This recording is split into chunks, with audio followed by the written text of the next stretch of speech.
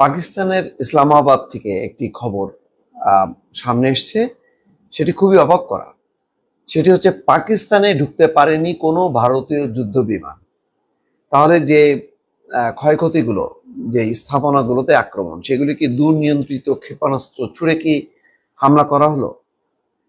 এখানে পাকিস্তান দাবি করছে যে ভারতের কোনো যুদ্ধ বিমান ঢুকতে পারেনি, নাকি ওই নিয়ন্ত্রণ রেখায় পাল্টা পাকিস্তানের বিমান বাহিনীর বিমানগুলো পাল্টা কুপঘাত করেছে এবং সেগুলো ধ্বংস হয়েছে ভারতের মাটিতে। এই বিষয়টা কিন্তু প্রশ্ন থেকে গেল।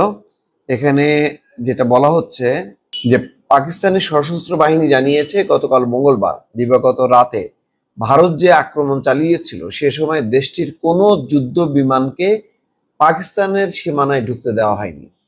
একই সঙ্গে পাকিস্তানের কোনো যুদ্ধ বিমানও সীমান্ত অতিক্রম করে ভারতে প্রবেশ করেনি।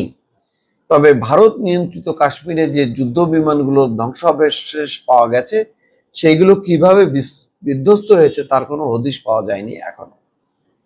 পাকিস্তানি সংবাদ মাধ্যম দ্য ডনের খবরে বলা হচ্ছে, পাকিস্তানের সশস্ত্র বাহিনীর আন্তঃবাহিনী জনসংযোগ পরিদপ্তরের মহাপরিচালক মেজর জেনারেল আহমেদ শরীফ চৌধুরী স্পষ্ট করে জানিয়েছেন, কোনো ভারতীয় বিমানকে পাকিস্তানের আকাশ সীমায় প্রবেশ করতে দেওয়া হয়নি।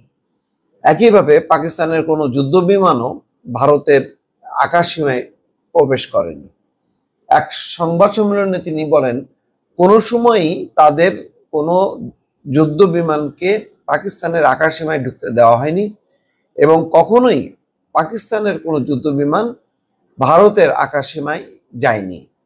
তিনি জানান, ভারতীয় আগ্রাসনের বিরুদ্ধে পাকিস্তান সেনাবাহিনী পুরোপুরি জবাব দিয়েছে এবং একাধিক ভারতীয় চৌকি ধ্বংস করেছে।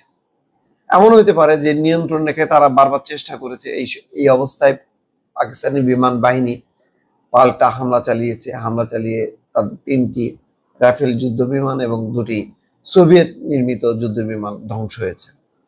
বিষয়গুলো হয়তো আস্তে আস্তে পরিষ্কার হবে, চিত্রগুলো, এবং এই যুদ্ধ বিমান ধ্বংস হওয়ার ফলে ভারতীয় কতজন সৈন্য বা বিমান বাহিনীর সদস্য নিহত হয়েছে সেটাও বোঝা যাবে। আইএসপিআর এর ডিজি এক ব্রিগেড ভিডিও ফুটেজ দেখান, সেখানে ভারতের পক্ষ থেকে লাইন অফ কন্ট্রোল লঙ্ঘন করা হচ্ছিল বলে তিনি দাবি করেন। তিনি আরো জানান, ধ্বংস হওয়া অন্যান্য চৌকির মধ্যে ছিল ছাত্রী, জুরা ও শারলিয়া এক, পাশাপাশি একটি ব্যাটালিয়ন সদর দপ্তরও ধ্বংস করার দাবি করেন তিনি। এদিকে পাকিস্তান ভারতের 5টি যুদ্ধ বিমান ভূপাতিত করার দাবি করেছে। ভূপাতিত ভারতীয় যুদ্ধ বিমানগুলোর পাইলটদের বন্দী করেছে পাকিস্তান। ভারতীয় যে ভূপাতিত হয়েছে যে ভারতীয় যুদ্ধ বিমানগুলো, তার পাইলটদের বন্দী করছে পাকিস্তান। বুধবার স্থানীয় সময় সকালে জিও নিউজ, ডন সহ একাধিক পাকিস্তানি সংবাদ মাধ্যম এই তথ্য দিয়েছে।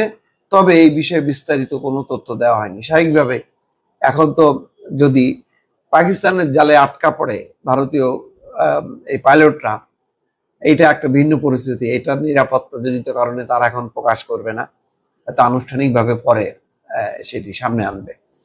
পাকিস্তানের প্রতিরক্ষা মন্ত্রী খাজা আসিফ মার্কিন সংবাদ মাধ্যম ব্লুমবার্গকে দেওয়া এক সাক্ষাৎকারে বলেন, ভূপাতিত করা বিমানগুলোর মধ্যে 3টি রাফাল, একটি সুখোই 30 এবং একটি মিগ 29, শেষের 2টি হচ্ছে সোভিয়েত নির্মিত।